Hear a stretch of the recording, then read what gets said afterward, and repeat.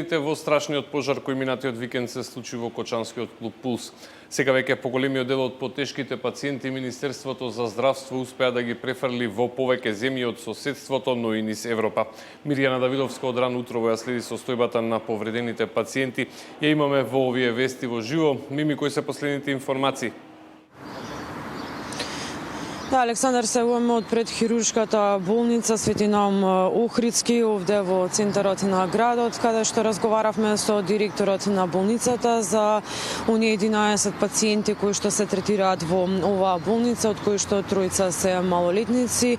За среќа, како што вели директорот во разговорот кој што го направивме со него, тие се во стабилна состојба, но и понатаму на интензивно лекување. Во продолжение го слушаме разговорот. Моментално сите 11 пациенти се стабилни. Мислам истото како и во текот на вчерашниот ден, така и во текот на ноќта помината е мирно, без никакви инциденти, се моментално се во стабилна состојба. Од овие пациенти не се во толку ризична состојба за да треба да бидат препраќани во странство или постојано се менува таа состојба? Кои се информациите, дали некој од нив може би ќе бидат испратени? Значи, динамична е работата, особено кај ваков тип на повреди, така да работите може да се менуваат од час во час. Нормално они се под константен мониторинг и се ревалуираат на секој саат буквално. Така да за сега нема потреба од транспорт, но доколку се укаже, спремни сме и ние, и Министерството, и владата да се организира транспорт во некој од земјите. Така, на кој одделение се сместени, од кој аспект се третираат? Значи, пациентите се сместени во единицата за интензивно лекување, во шок-собен одделот за пластична хирургија, во зависност од состојбата. И како што ви кажав, тоа е динамично. Генерално секој ден се обработуваат хируршки самите рани, односно самите опекотини, така да тоа е, ако денеска се на едно место, утре може да бидат на друго, но битно е дека цело време се мониторира нивната состојба. Колку е тешко сето ова да го спроведувате? Дали добивте некоја поддршка и помош од оние странски доктори кои што пристигнуваа во земјата од Да, видете, комплексен е третманот кај изгорениците, особено што овдека не се работи само за изгорениците, го се работи буквално и за интоксикација, односно вдишување на отровни чадови, вдишување на пламен, така да генерално имаме доволно, екипирани сме доволно за да може да ги третираме самите пациенти и нормално дека имаме помош, има екипа од Израел дојдена која што е тука, која што помага во третманот и со совети нормално. Така, станува збор за хируршка клиника, вие сте веќе специализирана клиника повеќе години, колку успевате како лекари, како доктори да пруžите сето на помош која што имате и во однос на дневниот капацитет кој што го имате на пациенти станати, но и на овие кои што сега се во моментов и најзагрижени? Генерално успеваме да ги исполниме потребите како на пациентите кои што се хоспитализирани заради инцидентот во Кочани, но исто така успеваме да пружиме помош и на останатиот дел од граѓаните кои што гравитираат кон оваа болница. Така да во однос на екипираноста сме екипирани и можеме да одговориме на потребите. Така, дали ротирате со лекарите и од клиничкиот центар? Не, генерално работиме со сопствениот кадар. Нормално на располагање ни се и колегите и од клиничкиот центар и од 8 септември, но за сега се нема окажана потреба за тоа. Состојбата со оние пациенти кои што се наоѓаат во болниците во соседството и пошироко низ Европа? Генерално стабилна е состојбата со сите оние пациенти кои што се префрлени во странските здравствени центри. Според последните информации, 4 пациенти во текот на ноќта доцна беа префрлени со воен авион од Атина кој што пристигна овде во Скопје и ги пренесе во грчката престолнина на понатамошно лекување. Вкупно во Атина се третираат 7 пациенти. Во болниците во Солун се хоспитализирани 5 пациенти од тешко повредените. И во Србија има голем број на пациенти кои што се лекуваат, вкупно 30, како што информираат здравствените власти. Ние ги имаме последните информации, вкупно 92 пациенти се префрлени досега во странските здравствени центри. За нивната моментална состојба и што се презема, слушаме во продолжение од изјавата. Накратко ќе ви кажам дека во моментот во странство имаме околу 92 пациенти и од овие 92 пациенти утрово ќе прават колегите визита и ќе имаме дополнителни информации во каква состојба се. Вчера имавме известување дека од Анкара 4 пациенти се екстубирани, односно извадени од респиратор. Имавме потврда во Словенија дека се 2 пациенти извадени од респиратор. Имаме потврда од Грчка дека пациентите кои што се во Солун и во Атина се тешки, но се стабилни. Еден пациент во Солун е во полесна состојба. Од она што е направен транспорт вчера, можам да ви кажам дека се пренесени 2 пациенти во Полска, 4 пациенти во Италија, имаме пренесено 4 во Белгија и во Литванија вкупната бројка остана 4, во Австрија вкупната бројка е 6. Значи имаме центар кој што следи дополнителни информации што ни јавуваат каква е состојбата на пациентите на лице место, така да состојбата се следи, разменуваме информации со колегите, амбасадите дека пињата имаат одредено контакт лице кој што контактира со контакт лицето со болниците, потоа Министерство за здравство има одредено контакт лице кој што контактираат со одговорните во болницата, така да редовно следиме состојбата. Она што е добро во моментот е дека немаме податок дека некој влошил, односно дека некој починал. Имаме медицинска помош која што е тука со нас на терен, односно тука се колегите кои што работат од Израел, имаше колеги од Чешка кои што работат со нас.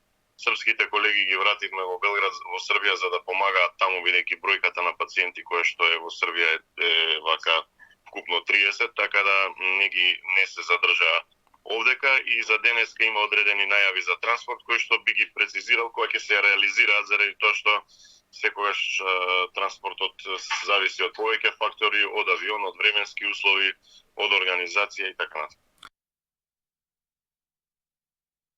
Да, Александар, слушнавме дека генерално се пополнети оние капацитети во најблиските соседни земји, па токму затоа и оние потешки пациенти се пренесуваат во малку подалечните земји. Навистина на највисоко ниво е организираноста од страна на земјите кои што и помагаат на Македонија во овие навистина најтешки моменти со кои што се соочува. Постојано ни пристигнуваат информации, па така и во текот на вчерашниот ден во Белгија се испратени на лекување уште 4 пациенти, како што информираат од нашата амбасада таму. Овие пациенти се сместени во 4 различни болници во 4 различни градови во Белгија. Тие биле префрлени со специјален воен авион на вооружените сили на Романија. Буквално сите земји помагаат и во транспортот, и во организацијата, но и во сместувањето во здравствените центри, како што се вели во соопштението од амбасадата на Македонија во Белгија. Антонија, Маја, Петар и Драголју пристигнаа во Белгија. Благодарност до белгиската влада, особено до нивното МНР за сета досегашна помош, како и Романија и на Европската унија кој го организира овој специјален лет од Скопје до Брисел. Нов ден, нова надеж за нашите млади сограѓани. Посакувам брзо закрепнување и здравје. Се наведува во соопштението на македонскиот амбасадар во Белгија Методија Балевски.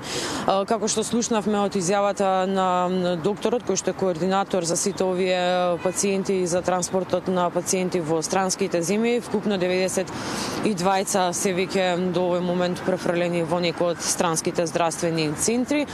Од оние кои што и понатаму остануваат да се лекуваат во нашите клиники, 17 пациенти се на лекување во градската општа болница 8 септември, 13 се на Карел, 11, како што слушнавме, се овде во хируршката клиника Свети Наум Охридски, по 10 пациенти на клиниката за пластична хирургија и на клиниката за токсикологија, по 4 на торакални на детската хирургија и по 20 пациенти се на лекување на травматологија, пулмологија и во општата болница во Штип.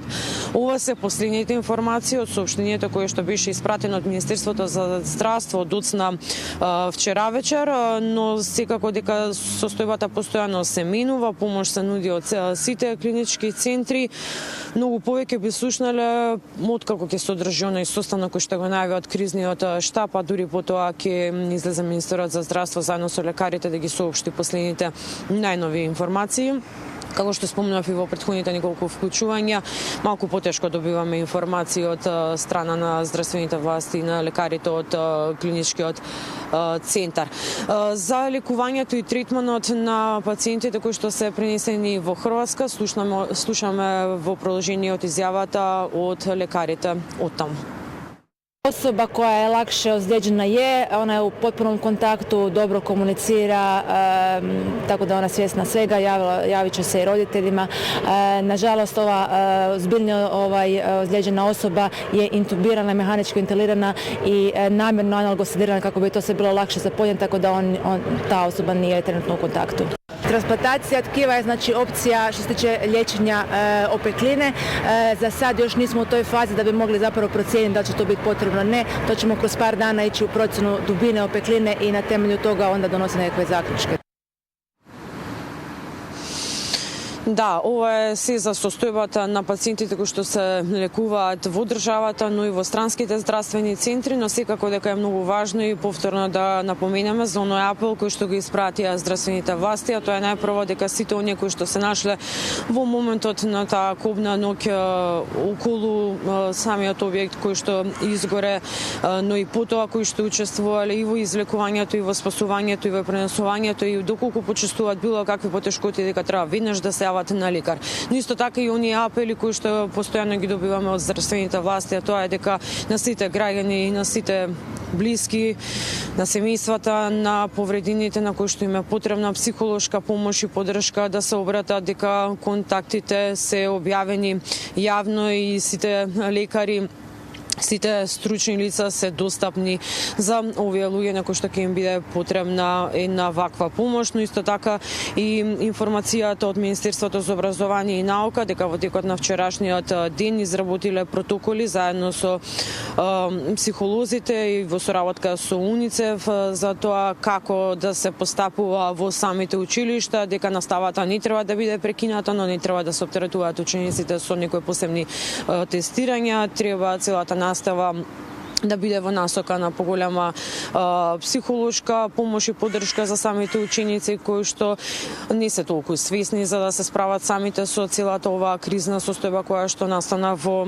државата и исто така дека постојано треба да се издвојува време за разговор со учениците од страна на наставниците, но и на психолозите, на стручните екипи во училиштата. Исто така и апелот до родителите на сите ученици, на сите млади луѓе дека треба да издвојат повеќе време за разговор и доколку некој почувствува поголема потреба за разговор со стручни лица, тоа да им биде овозможено и да не се оставаат децата, учениците, младите да бидат на голем притисок и надворешни влијани и од сите оние напливни информации кои што се наоѓаат на социјалните мрежи се со цел да се зачува нивното психолошко здравје. Александар, тоа се последните информации, како што споменав, најава има за состанок на кризниот штаб сега во 9 часот, тој веќе претпоставам дека се одржува, а веќе за околу половина час, барем според оние првични информации, во 10 часот ќе треба да се обрати министерот за здравство заедно со лекарите од клиничкиот центар за да ги слушнеме последните информации за состојбата на пациентите. Да, ќе ги собереме сите тие информации, ќе ги имаме во пладневното издание на Вести.